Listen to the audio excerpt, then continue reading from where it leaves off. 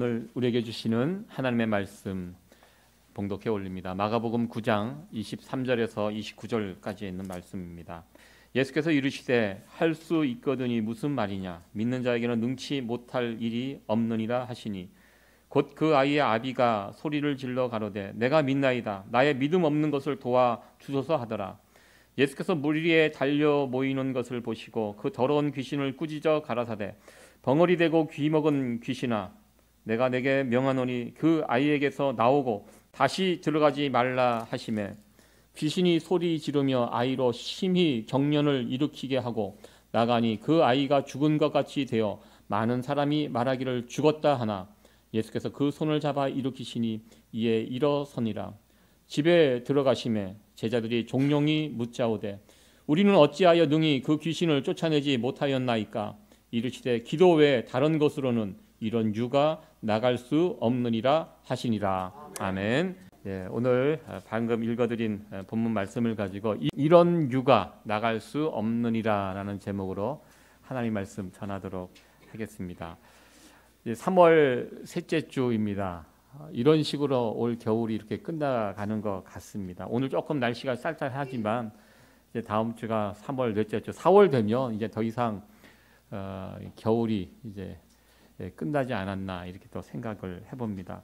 제가 이렇게 생각해 보니까요, 제가 겪었던 겨울 가운데 올해가 가장 따뜻한 겨울이 아닌가. 여러분들은 어떠하십니까? 저보다 몇 해 더 사셨는데 여러분들은 어떠하십니까? 올 겨울이 가장 따뜻한 겨울이었다 이렇게 생각해 보니까 그런 것 같습니다.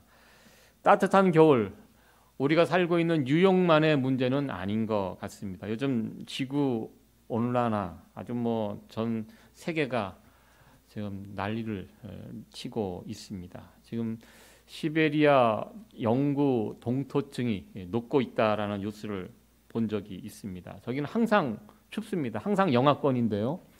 작년인가요? 시베리아 그 지역의 여름 기온이 30도까지 올라갔다는 그런 뉴스를 보게 되었습니다. 수만 년 동안 녹지 않았던 그 얼음들이 지금 녹고 있고요. 북극에 있는 얼음은 다 녹았고 남극에 있는 얼음도 막 녹아가고 있다는 그런 뉴스를 보게 됩니다. 그 문제가 뭐가 문제냐면 그 얼음에 꽁꽁 얼어있던 그 바이러스 같은 것들이 녹으면서 이제 노출이 되고 있다고 합니다. 실제로 얼음 속에 갇혀 있던 그 탄저균이 녹으면서 노출이 되고 그 근처에 있던 술록들이 감염이 되어서 2,000마리가 떼죽음 당했다는 그런 뉴스를 본 적이 있습니다. 물론 사람도 죽었고요.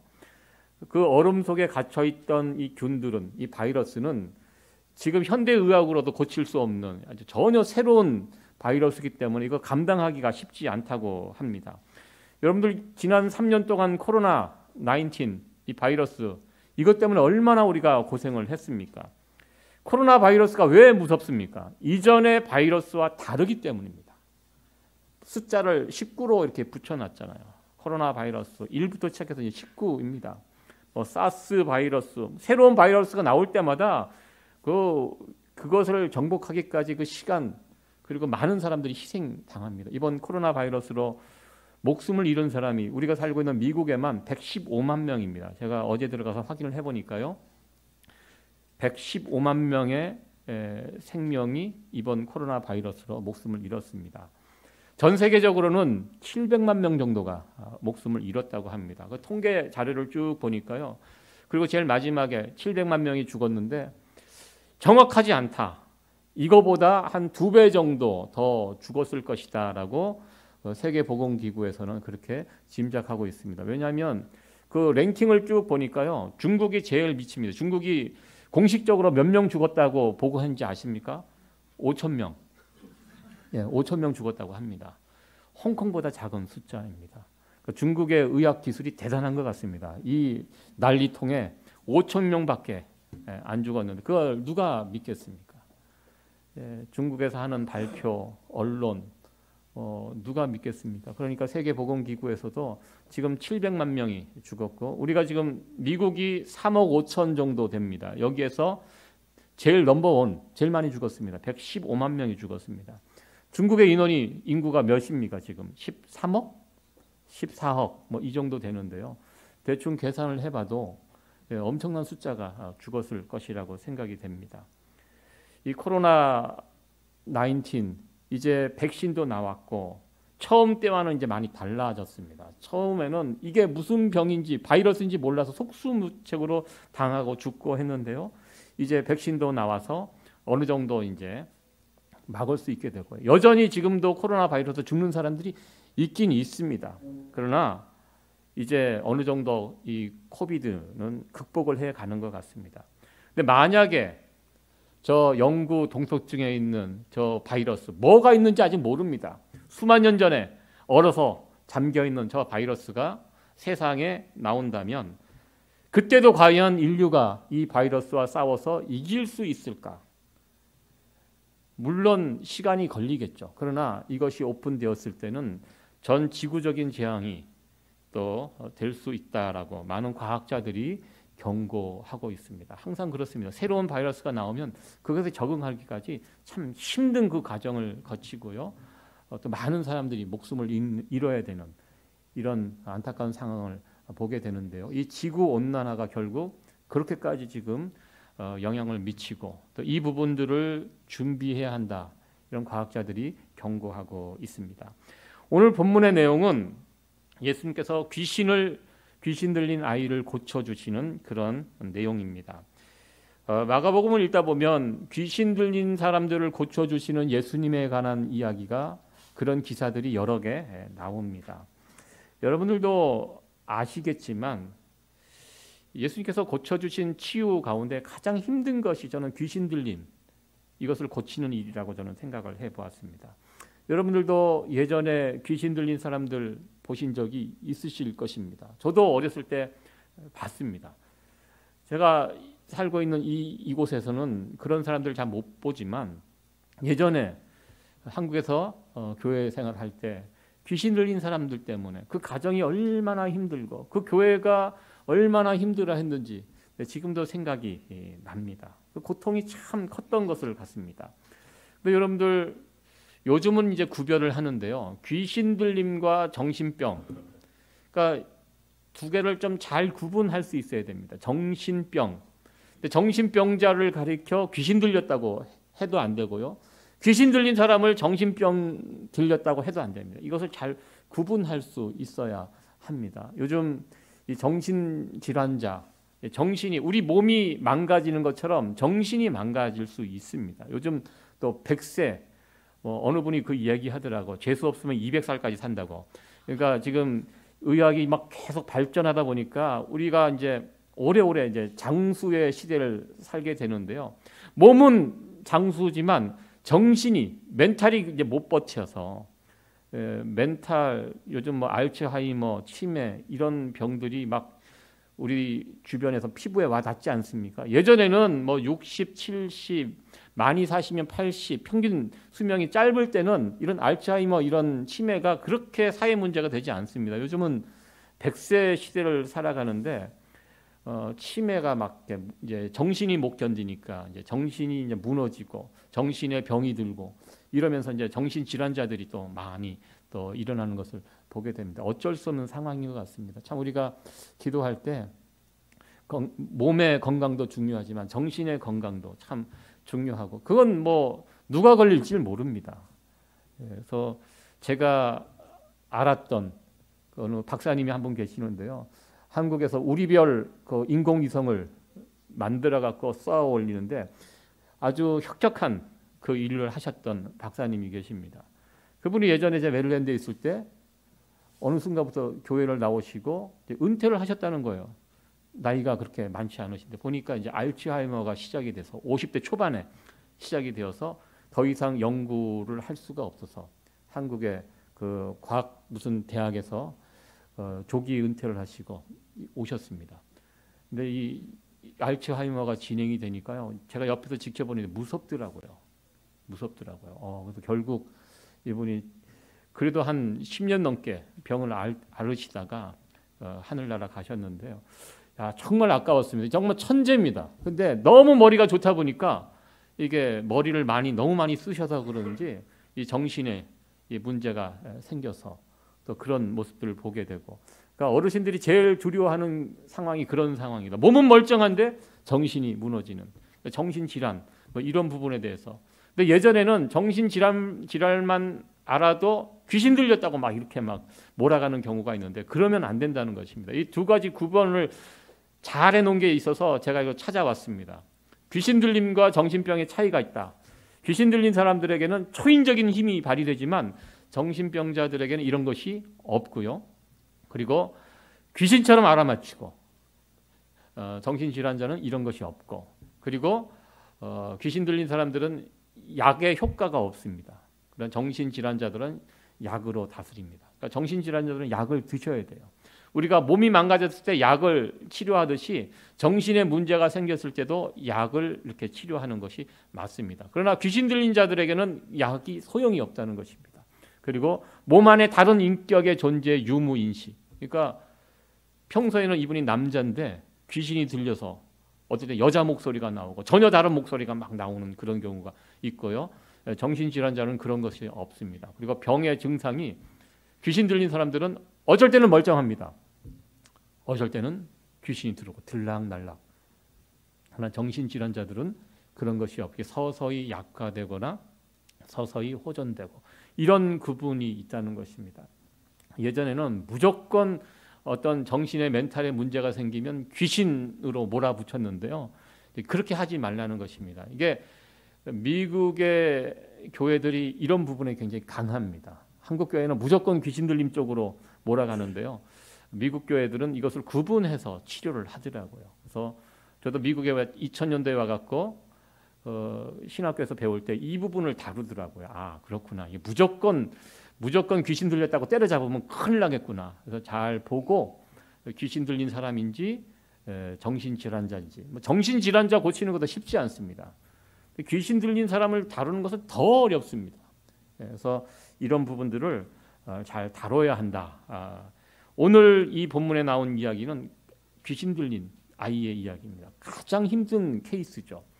예수님께서 병자들을 다루실 때 가장 힘든 일이 무엇이었던가? 우리 입장에서 보면 이 귀신 들린 사람들을 고쳐주는 일이 가장 힘든 일이 아니었던가 이렇게 생각이 됩니다. 오늘 18절에 보면 이 아이의 증상이 나옵니다. 전형적인 귀신 들린 사람의 증상이 저를 잡으면 거꾸러져서 거품을 흘리고 이를 갈며 그리고 파리하여 가는지라, 이렇게 마가는 이 귀신을 들린 아이의 증상이 어떠한지 구체적으로 여기에 설명을 해 주었습니다. 예수님께서 병 고치시는 사역 가운데 아주 가장 어려운 싸움, 이 영적 싸움, 이 귀신과의 싸움입니다. 그래서 마가복음은 이 영적 싸움, 귀신과의 싸움을 아주 중요하게 다루고 있는 것을 보게 됩니다. 그리고 오늘 이 9장 오늘 본문 사건 이후로는 귀신 들린 이야기, 이런 이야기는 더 이상 나오지 않습니다. 마지막 사건입니다. 이 사건의 내용은 대략 이렇습니다. 예수님께서 제자 셋을 데리고 변화산에 올라가셨습니다. 그때 귀신 들린 아이를 아버지가 데리고 옵니다. 고쳐달라고.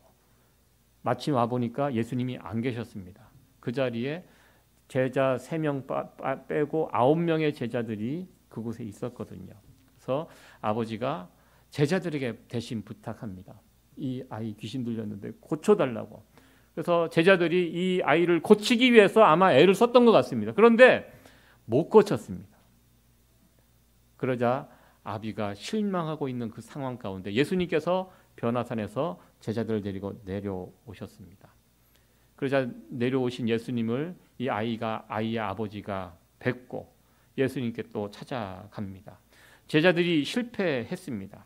그래서 예수님께 다시 부탁을 합니다. 제자들은 고치지 못했는데 예수님 할 수 있으시면 이 아이를 고쳐 주십시오. 이렇게 요청을 했을 때 예수님께서 말씀을 들으시고 그 할 수 있거든. 예수님이 하실 수 있으면, 제자들은 못했습니다. 그러나 예수님은 하실 수 있다면 만약에 그러면 내 아이를 고쳐 주십시오. 이렇게 예수님께 요청을 했을 때 예수님께서 그의 말을 듣고 아주 유명한 말씀이 있죠. 할 수 있거든이 무슨 말이냐. 믿는 자에게는 능치 못한 일이 없다. 이렇게 말씀하시고 그 귀신 들린 아이를 고쳐 주셨습니다. 이 이야기는 이렇게 고쳐진 아이가 고쳐져서 몸이 상하게 됐는데요. 그 다음에 어떻게 보면 더 중요한 말씀이 이어집니다. 제자들이 집에 돌아와서 곰곰이 생각합니다. 왜 우리는 못 고치고 예수님은 고쳤을까? 왜 우리가 못 고쳤을까? 이 귀신을 쫓아내지 못했을까? 이 문제를 가지고 제자들이 예수님께 질문을 합니다. 여기에 예수님께서는 오늘 본문의 마지막 말씀, 기도 외에 다른 것으로 이런 유가 나갈 수 없다, 이렇게 말씀하셨습니다. 이것이 오늘 본문의 전체 내용입니다. 오늘 이 본문의 전체 내용을 가지고 두 가지만 살펴보려고 합니다. 먼저 이 본문이, 이 이야기가 우리에게 말씀하고자 하는 것은 믿음에 관한 이야기라는 것입니다. 산 밑에서 이 아이를 고치지 못한 이 제자들을 바라보시면서 예수님께서 돌아오셔서 고치지 못한 제자들을 바라보시면서 책망하셨습니다. 19절 말씀입니다. 우리 같이 한번 읽어보도록 합니다. 시작. 대답하여 가라사대 믿음이 없는 세대여, 내가 얼마나 너희와 함께 있으며 얼마나 너희를 참으리요, 그를 내게로 데려오라 하시매. 예수님은 고치지 못한 제자들을 바라보시면서 믿음이 없는 세대라고 책망하셨습니다. 믿음이 없었기 때문에 귀신 들린 아이를 고치지 못했다, 이렇게 말씀하셨습니다. 또한 귀신 들린 아이를 데리고 나온 아버지와 대화 가운데도 믿음의 이야기를 말씀하셨습니다. 아이의 아버지가 무엇을 하실 수 있거든 우리를 불쌍히 여기사 도와주시옵소서, 이렇게 요청했을 때 할 수 있거든이 무슨 말이냐? 믿는 자에게 능치 못함이 없다. 우리가 잘 알고 있는 말씀입니다. 하나님의 능력은 믿음이 있을 때 나타난다, 그런 말씀입니다. 오늘 본문 속에 제자들의 모습, 그리고 귀신 들린 아이의 아버지의 모습, 다 믿음에 관련된 이야기를 우리 주님께서 하셨습니다. 어떻게 보면 제자들이나 아이를 데리고 나온 아버지나 믿음이 좀 부족한 사람처럼 보입니다. 그러나 자세히 보시면 두 부류 가운데 아이를 데리고 나온 아버지의 믿음이 참된 믿음이 무엇인가, 참 믿음이 무엇인가를 이 아버지의 모습에서 우리는 찾을 수 있습니다. 24절 말씀을 보면 이런 말씀이 있습니다. 같이 한번 읽어보도록 합니다. 시작. 그 아이의 아비가 소리를 질러 가로되 내가 믿나이다, 나의 믿음 없는 것을 도와주소서 하더라. 아멘. 할 수 있거든 주님 도와주세요, 이러자 예수님이 할 수 있거든이 도대체 무슨 얘기냐, 믿는 자에게 능치 못함이 없다, 이렇게 책망이 섞인 말씀을 주자 이 아버지가 이 말을 듣고 예수님께 간청하는 그런 이야기입니다. 무슨 뜻입니까? 나 믿고 싶은데 지금 내게 믿음이 없다는 것입니다. 믿음이 약하다는 것입니다. 그렇기 때문에 주님 도와주세요. 주님 아시잖아요, 나 믿음 없습니다. 너 정말 아무것도 아닙니다. 그러니까 주님 도와주세요. 지금 내 속에 아무것도 없습니다. 선한 것도 없고 주님을 기쁘시게 할 만한 그 어떠한 것도 아무것도 없습니다. 저 그런 사람입니다.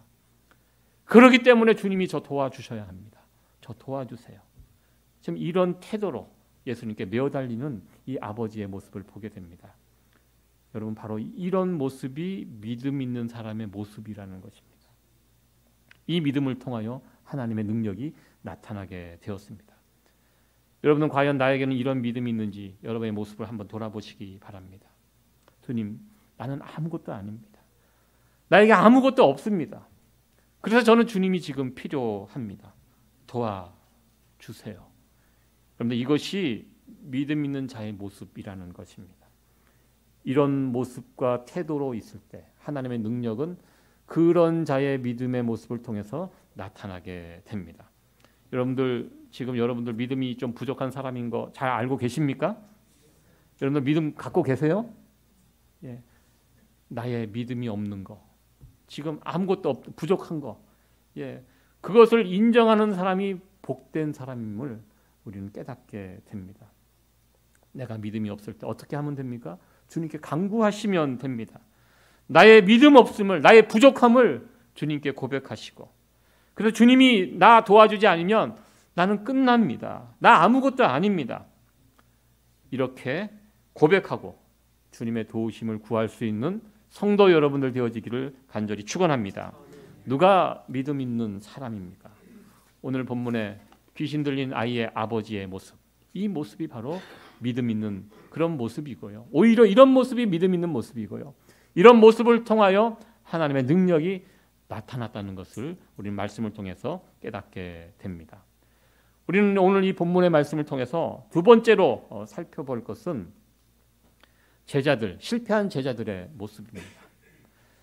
28절과 29절에 있는 말씀입니다. 우리 같이 한번 읽겠습니다. 시작. 집에 들어가심에 제자들이 종용이 묻자오되 우리는 어찌하여 능히 그 귀신을 쫓아내지 못하였나이까? 이르시되 기도 외에 다른 것으로는 이런 유가 나갈 수 없느니라 하시니라. 아멘. 여기 이 말씀을 이렇게 보면요, 왜 자기들이 제자들을 이 귀신을 쫓아내지 못했을까? 제자들이 질문을 하고 있습니다. 제자들이 왜 이런 이야기를 할까요? 왜냐하면 예전에는 제자들도 귀신을 쫓아내었기 때문에 냈던 일들이 있었습니다.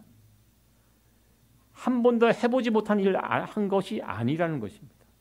이전에 제자들도 실제로 귀신 들린 사람들을 만나서 귀신을 내어 쫓았던 경험을 가지고 있던 자들이 이 예수님의 제자들입니다. 마가복음에서 중요하게 다루는 주제 가운데 하나가 또한 예수님의 제자들, 제자도에 관한 이야기입니다. 마가복음 3장 14절 15절에 보면 예수님께서 제자를 부르신 목적, 그것에 나와 있습니다. 이에 12를 세우셨으니 이는 자기와 함께 있게 하시고 또 보내사 전도도 하며 귀신을 내어 쫓는 권세도 있게 하려 하심이러라. 예수님께서 12 제자를 세우신 목적이 여기에 나와 있습니다. 세 가지 목적입니다. 주님과 함께 있는 것. 제자는 누굽니까? 주님과 함께 하는 사람들이 제자입니다. 그리고 전도의 일을 하고, 그리고 능력받아 귀신을 쫓아내는 이 일들을 제자들이 했었고요. 그리고 제자들은 예수님과 함께 하면서 늘 이 일을 했습니다. 예수님께서 둘씩 짝재워 전도 보내시면서 사단에 붙잡혀 있는 그 땅, 그 사람들을 풀어주는 이 하나님 나라가 시작됐다는 증거이거든요. 제자들을 통해서 예수의 복음을 증거할 때 귀신이 쫓아나지고 병자들이 고쳐지고 말씀이, 복음이 세워지고, 이 제자들이 이전부터 했던 일들입니다. 그런데 오늘 본문을 보면요, 2명씩 다니면서도 귀신을 쫓아냈었는데 지금 9명이 모여 있습니다. 제자들이 9명이 모여 있는 그 자리에 귀신 들린 아이 하나를 쫓아내지 못하고 있는 이 모습. 처음부터 이들이 귀신을 쫓아내지 못했다면 어쩔 수 없겠지만 이전에는 제자들이 충분히 감당했던 그 일을 오늘은 못하고 있다는 것입니다. 이것이 제자들이 가지고 있던 의문이었습니다. 왜 오늘은 안 될까? 어제까지 됐던 이 일이 왜 오늘은 9명이나 모여 있었는데 왜 이것이 안 됐을까? 여기에 의문을 가지고 예수님께 질문을 하였습니다. 예수님이 제자들이 왜 실패했는지 예수님께서 그 이유를 말씀해 주셨습니다. 29절 말씀인데요, 같이 읽겠습니다. 시작. 이르시되 다른 곳으로 이런 유가 나갈 수 없느니라 하시니라. 아멘. 예수님의 답변을 이렇게 보면 우리가 먼저 생각할 수 있는 것은 예수님 이 제자들이 이 귀신 들린 아이를 고칠 때 무엇이 없었는가? 기도가 없었습니다. 왜 제자들이 기도하지 못했을까요? 아마 이렇게 생각을 해볼 수 있습니다. 예전에 2명씩 다닐 때 예수님 없이도 병자들을 고치고 귀신들을 내어 쫓았습니다. 그때 그 경험이 있는 것입니다. 그러면서 예수님 없이 그렇게 하면서 은연중에 교만한 생각이 들어간 것 같습니다. 예수님이 하신 일 나도 했다. 내가 했다. 그러자 귀신 들린 아이 하나를 만났을 때 예전에 그 경험을 생각하면서 2명이어서도 이 일을 했었는데 지금 9명이 지금 제자들이 남아서 기도하는, 이거 간단한 문제다. 이렇게 너무 쉽게 생각하고 했던 것 같습니다. 그래서 기도하지 않고 이 일에 달려들었다가 실패하지 않았나? 예수님께서 지적하신 이 부분을 통해서 우리는 유추할 수 있습니다. 예수님 제자들의 이 실패의 모습을 보면서 왜 실패했는가? 너 이 일 할 때 기도하지 않았지. 기도하지 않으면 실패할 수밖에 없다는 것을 우리 주님께서 말씀해 주셨습니다. 복음서를 보면요, 우리 예수님 어떤 분이십니까? 늘 기도하는 분으로 그렇게 설명이 되어 있습니다. 예수님 하나님의 아들이십니다. 하나님이 되신 분이신데요, 무슨 일을 할 때 항상 기도하셨던 예수님의 모습을 우리는 확인하게 됩니다. 12사도를 세울 때도, 사단이 예수님을 유혹할 때도, 십자가를 앞에 놓고 있을 때, 세례 받으실 때 항상 예수님 기도하셨습니다. 우리는 예수님께서 누군가를 고치고 어떤 기적을 베푸시고 할 때 예수님 참 쉽게 그 일을 하시는 것처럼 보이죠. 예, 그렇죠. 예수님 앞에 능치 못하는 일이 뭐가 있겠습니까? 말씀으로 세상을 창조하신 분인데요. 뭘 못하시겠습니까? 쉽게 우리 주님이 그 일을 하신 것처럼 보이지만, 그러나 예수님께서 어떤 능력을 행하실 때는 항상 기도하셨고 기도하심으로 그 능력을 행했다는 것을 우리는 보게 됩니다. 매일매일 주님 기도하셨습니다. 사실 매일매일 기도할 필요가 없는 분이 매일매일 간절히 기도하셨고요. 기도함으로 능력과 은혜를 공급받으시고 그 힘으로 자신의 사역을 감당했던 것을 우리는 보게 됩니다. 예수님께서 그날 무슨 일을 하셨습니까? 변화산에 올라가서 영광으로 변화되고, 우리는 그 부분에 초점을 맞추지만 결국 예수님 변화산에 올라가서 기도하셨습니다. 기도하시고 내려와서 제일 먼저 한 일이 무엇입니까? 귀신 들린 아이를 고쳐주시는 일을 예수님께서 하셨습니다. 하나님의 일은 기도함으로 하는 것이다. 기도 없이 하나님의 일을 하는 것은 결과에 상관없이 그것은 실패다. 이것을 우리 주님께서 말씀하시는 것입니다.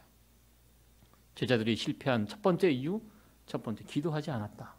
두 번째 이유가 있습니다. 두 번째 이유는 제자들이 지금 만난 이 귀신이 이전에 만난 귀신과 다른 종류의 귀신이었다는 것입니다.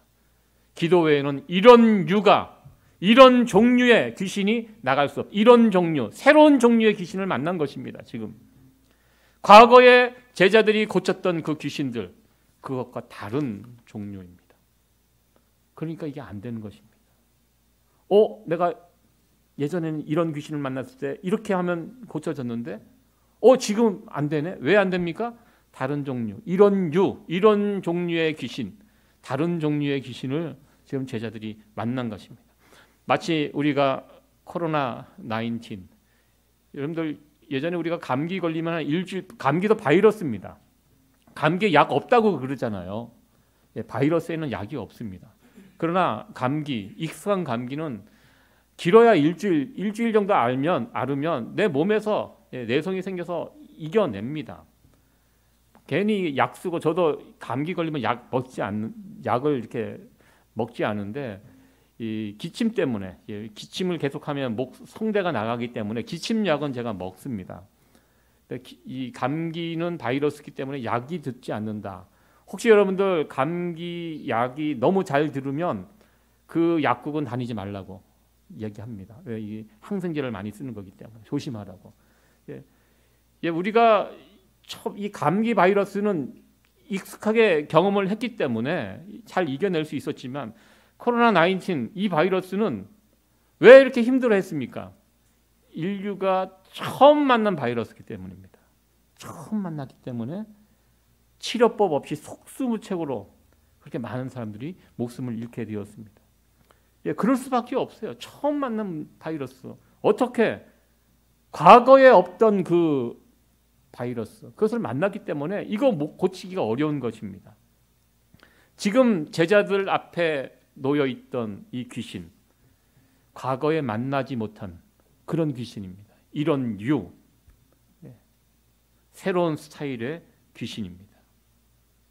이런 류의 귀신을 만났을 때 어떻게 해야 합니까? 예수님께서 그에 대한 대답이 무엇입니까? 기도라는 것입니다. 그럼에도 불구하고 우리가 반드시 해야 할 일은 기도하는 일이라는 것입니다. 여러분들 기도가 무엇입니까? 기도하면 어떤 일이 벌어집니까? 여러분 기도와 믿음은 같은 말이라고 저는 생각합니다.